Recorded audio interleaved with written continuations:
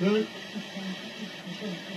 elə olar ki, o qaçlığını dövründən bəri alamlar elə gün olmuyor ki, mən ürəyimi boşaldım Kəlbəcər haqqında. Neysə bir şey mən yazmıyorum.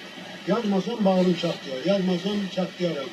Əlbəttə o yazmaqla da bir şey ələ keçmir. Amma hər halda bu tarixdir, hər halda bu bir vaxtdır. Yavaş-yavaş bundan ayrı kitablarda da çap olunur. Onlardan bir qrupu da yenə buradadır. Yəni, baxırlar, inciməsin ki, mən elə Kəlbəcərdən çox danışıram. Yəni, mən qalxlıyam, oradan danışmalıyam da, oranı tərifləməliyəm. Buranı yox, oranı tərifləməliyəm. Sarışan yerdir. Düz keçib baş aydım ana dağlara,